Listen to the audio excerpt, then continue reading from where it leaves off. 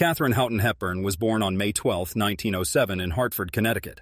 She came from a family that believed in progressive ideas and education. Her father, Dr. Thomas Hepburn, was a respected doctor who specialized in urology and worked to educate people about public health issues. Her mother, Katharine Martha Houghton Hepburn, was actively involved in fighting for women's rights and was part of the suffrage movement that helped women gain the right to vote. Growing up in this environment had a huge impact on young Katharine. Her parents encouraged her to think for herself and question traditional ways of doing things. This upbringing helped shape her into someone who valued independence and wasn't afraid to be different.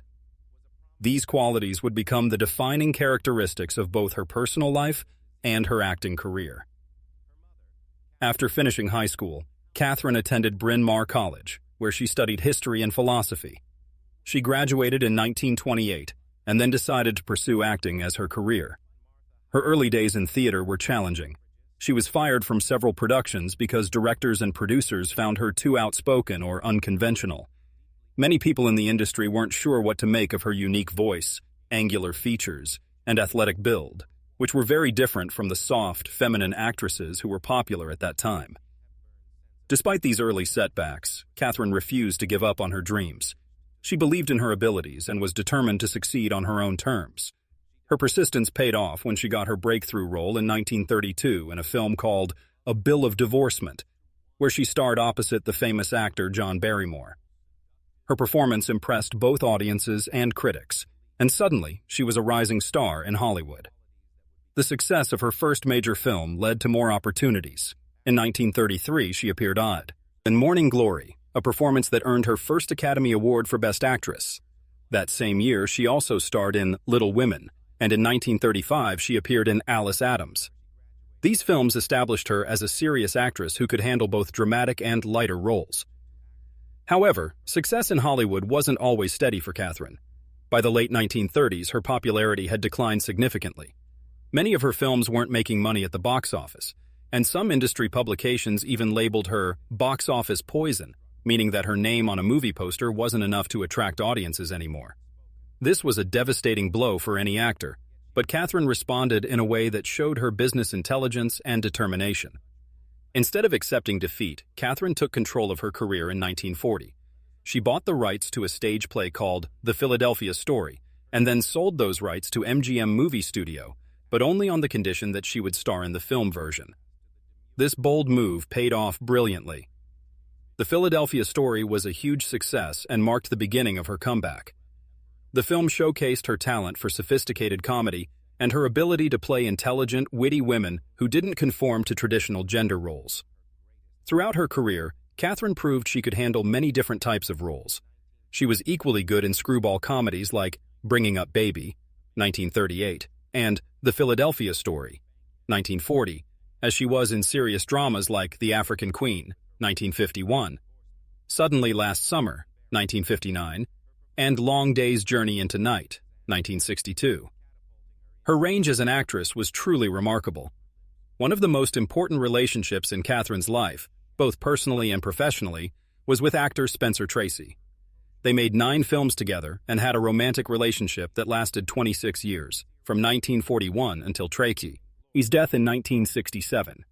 However, their relationship was complicated because Tracy was married to another woman and never got divorced. Despite this, their partnership produced some of cinema's most memorable films and is considered one of the greatest romantic partnerships in Hollywood history. In the later part of her career, Katharine achieved some of her greatest successes. She won 3 more Academy Awards for Best Actress for her performances in Guess Who's Coming to Dinner, 1967, The Lion in Winter, 1968, and On Golden Pond, 1981. These wins made her the record holder for most Best Actress Academy Awards, with 4 total. Each of these performances showed that even as she aged, she remained a powerful and compelling screen presence. Katharine's personal life was often the subject of speculation and gossip. She was married only once, to Ludlow Ogden Smith, a wealthy businessman from Philadelphia. They met while she was in college and married on December 12, 1928, when Katharine was just 21 years old. However, the marriage was troubled from the beginning. Katharine was restless and uncomfortable with the traditional role expected of a wife in upper-class society. She was so determined not to become Mrs. Smith that she convinced her husband to legally change his name so that his last name would come first, making him S. Ogden Ludlow. Even with this unusual arrangement, the marriage couldn't survive Katharine's growing ambition and desire for independence. Her passion for acting took priority over her domestic duties, and she found her husband's quiet, reserved personality incompatible with her own fiery and impulsive nature. The situation became more complicated when Katharine began a romantic relationship with her agent, Leland Hayward, while she was still married. The final break came when Katharine moved to Hollywood in 1932 to pursue her film career. The physical and emotional distance between her and her husband became impossible to bridge. On April 30, 1934, Katharine filed for divorce in Mexico, where divorces could be obtained quickly and quietly. The marriage was officially ended on May 8, 1934. Despite the way their marriage ended, Katharine and Ludlow remained friends throughout their lives, and she later admitted in her autobiography that she had taken advantage of his generosity and kindness. After her divorce, Katharine had several significant romantic relationships, but she never married again. Her relationship with agent Leland Hayward continued after her move to California and became more serious after both of them were divorced from their respective spouses. Hayward proposed to Katharine, but she turned him down, saying she preferred to remain independent. This relationship lasted about 4 years. In 1936, while touring with a stage production, Katharine began dating Howard Hughes, the famous aviator, inventor, and film producer. Hughes was known for his wealth, brilliance, and eccentric behavior. Their relationship attracted significant media attention, with gossip columns constantly speculating about whether they would get married. However, like her previous relationships, this one also ended because Katharine refused to commit to marriage. She was focused on reviving her declining career and felt that marriage would interfere with her professional goals. The relationship with Hughes gradually faded as Katharine dealt with her box office poison label and worked to rebuild her career.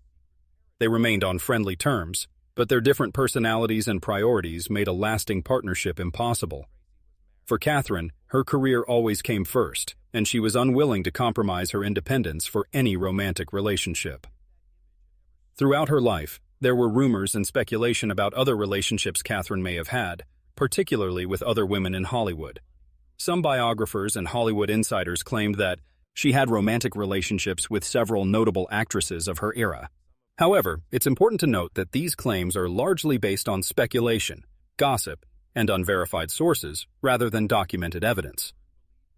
The actresses mentioned in these rumors included Tallulah Bankhead, known for her outrageous personality and bisexuality; Barbara Stanwyck, another strong, independent actress; Greta Garbo, the mysterious Swedish star who famously wanted to be alone; Joan Crawford, the ambitious and glamorous actress; Mercedes D'Acosta, a playwright and poet who was openly lesbian; Judy Holliday, the brilliant comedic actress; and Dorothy Arzner, the only female director working in Hollywood's studio system during the 1930s and 1940s. While these stories make for interesting gossip, there is no reliable evidence to support most of these claims. They appear to be based on speculation, wishful thinking, or attempts to create sensational stories about a very private person. Katharine herself never publicly acknowledged any romantic relationships with women, and she was known for being extremely protective of her privacy throughout her life. What is documented and well established is Katharine's long relationship with Spencer Tracy. Despite its complications, this partnership was the most significant romantic relationship of her life. Tracy was married when they met, and he never divorced his wife, but he and Katharine maintained their relationship until his death in 1967. Their love affair was conducted mostly in private, away from the public eye, which was typical of how Katharine handled all aspects of her personal life. As Katharine aged, she became increasingly philosophical about life and death. In interviews during her 80s, she spoke about death without fear, saying it would be like a long sleep. This calm acceptance reflected the strength and independence she had shown throughout her life. She had always lived on her own terms, and wasn't afraid of what the future might bring. Katharine's health began to decline in the 1990s. In March 1993, she was hospitalized for exhaustion, which was often a sign of more serious health problems in elderly patients. This was one of the first major signs that her legendary energy was beginning to fade, though she remained characteristically private about her condition. In the winter of 1996, Katharine was hospitalized again, this time for pneumonia, which can be very serious for older adults. This illness significantly weakened her, and her recovery was slow. She began to retreat more from public life, spending most of her time at her family home in Connecticut, surrounded by close relatives and friends. By 1997, Katharine's physical decline had become more severe. Reports indicated that she had become very frail, was speaking very little, and had lost her appetite. Those close to her worried that she might not have much time left, but she continued to hold on with the same determination that had characterized her entire life. During these final years, Katharine also began showing signs of cognitive decline, possibly dementia, which affected her memory and ability to communicate. This was particularly difficult for someone who had always prided herself on her mental sharpness and quick wit. However, even with these challenges, her essential character remained recognizable to those who knew her best. By 2000, Katharine had withdrawn almost completely from public view. She lived quietly in her family home in Fenwick, Connecticut, visited regularly by friends and relatives. Though her world had grown smaller, she remained surrounded by love and respect from those who cared about her. In July 2001, Katharine's fragile health led to another hospitalization for pneumonia and a urinary tract infection. These illnesses further weakened her, and although she returned home, it was clear that her body was gradually giving in to age and illness. True to her character, she chose to avoid aggressive medical treatments, preferring comfort and dignity in her final purr. The end came in May 2003 when doctors discovered an aggressive tumor in Katharine's neck. At 96 years old, with her body weakened by years of illness, she and her family decided not to pursue surgery or other medical interventions. Instead, they chose palliative care, focusing on keeping her comfortable during her remaining time. Katharine spent her final weeks in her beloved family home on the shores of Long Island Sound in Fenwick, Connecticut. On June 29, 2003, she passed away peacefully at the age of 96.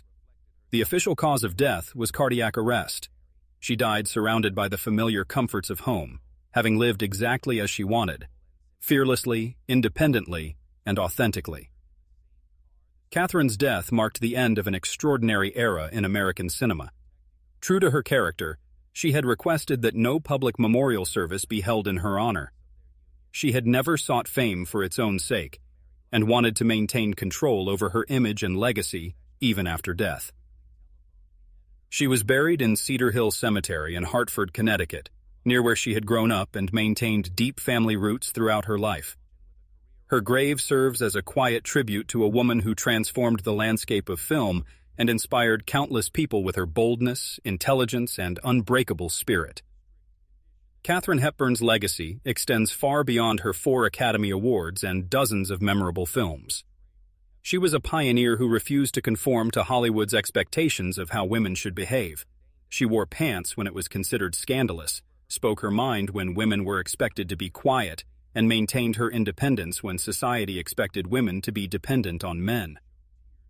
Her career spanned more than 6 decades, during which she consistently chose roles that portrayed intelligent, strong women who weren't afraid to challenge authority or convention.